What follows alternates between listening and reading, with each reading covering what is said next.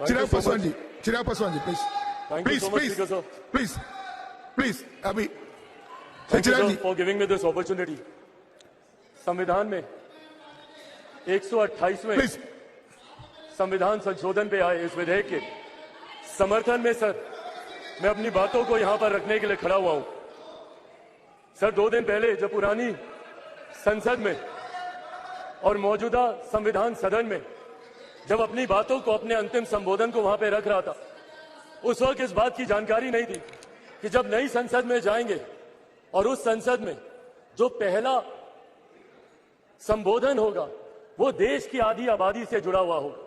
यकीनन ये हम सब के लिए सर एक बहुत सौभाग्य की बात है कि लंबे समय से, और इसमें मुझे लगता है हर एक व्यक्ति सहमत होगा, ये मांग लंबे समय से हर राजनीतिक दल, हर राजनेता की रही, पर हर राजनीतिक दलों ने इस पे अपनी राजनीति भी खूब रची।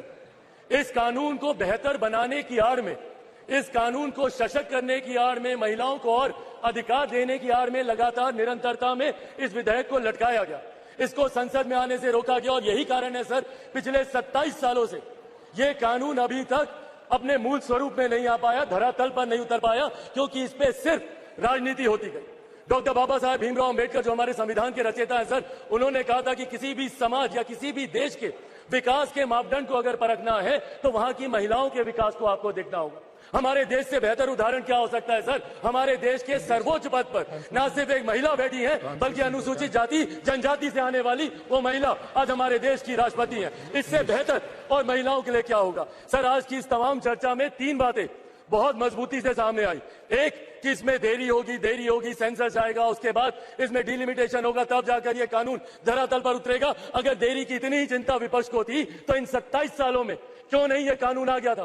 क्यों नहीं इस कानून को उस वक्त ले आया गया था जब इसी तथाकथित विपक्षी दलों के गठबंधन के कई नेताओं ने इसको रोकने का प्रयास किया, इसको सशक्त करने की आड़ में इसको रोका गया। अगर उस वक्त ये कानून आ गया होता तो आज जो बाकी की लंबित मांगे हैं सर वो भी पूरी हो जाती। दूसरा मुद्दा उठाया गया आरक्षण को लेकर, reservation with in reservation. Definitely sir हम सब पक्षधर हैं इसके, हम लोग चाहते हैं कि अनुसूचित जाति जनजाति पिछड़ा वर्ग से आने वाली महिलाओं का इसमें रिप्रेजेंटेशन होना चाहिए। पर सर ये विश्वास भी मेरे प्रधानमंत्री पर ही है। आज से 3 साल पहले राष्ट्रपति जी पर आए, अभिभाषण पर आए, प्रस्ताव पर जब अपनी बातों को रख रहा था उस वक्त भी मैंने कहा था कि मेरा विश्वास सिर्फ मेरे प्रधानमंत्री पर है, क्योंकि इन्हीं में ये इच्छा शक्ति है कि वो इस कानून को ला सकते हैं और इन्होंने आज वो करके दिखाया।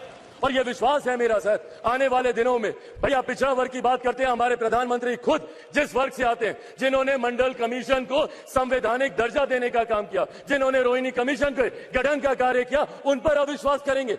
अगर इन्होंने अभी तक इतने कार्य पिछड़ा वर्ग के लिए किए हैं तो यकीनन मेरा विश्वास है, और जहां मेरा विश्वास है वहीं मैं अपनी पार्टी लोक जनशक्ति पार्टी रामविलास की तरफ से यह आग्रह भी करूंगा कि जल्द से जल्द इसमें यह प्रावधान भी जोड़ा जाए जहां पे अनुसूचित जाति जनजाति से आने वाली, पिछड़ा वर्ग से आने वाली महिलाओं के लिए भी इसमें रिजर्वेशन हो, उनके लिए भी सीट इसमें आरक्षित की जाए। पर साथ ही में सर अंतिम बात, जो ये एक अविश्वास का माहौल यहां पर उत्पन्न किया जा रहा है मीडिया के माध्यम से, अपनी बातों के माध्यम से कि सिर्फ जुमला चल रहा है। सर इतना समय इनके पास था, विपक्षी दलों के गठबंधन के पास पूरा समय था। अगर ये चाहते तो तब से लेकर अभी तक इसको ले आते, पर नहीं लाना इनकी नीति, इनकी नीयत को दिखाता है। अंत में सर बस मैं इतना ही कहूंगा, एक्यूजेशंस बहुत लगाए गए पर सजेशंस इनकी तरफ से नहीं आए। सर यह आग्रह मैं करता हूं कि जल्द से जल्द इस कानून को, और तमाम दल क्योंकि इसमें सहमत है, कंडीशन सहमत है, पर मैं चाहूंगा कि सर्वसहमति से इसको पारित किया जाए। और अंत में सर मैं एक शब्द अपने क्षेत्रवासियों की तरफ से, जिन्होंने प्रधानमंत्री जी को बधाई दी है, जमुई के लोग, हाजीपुर के लोग,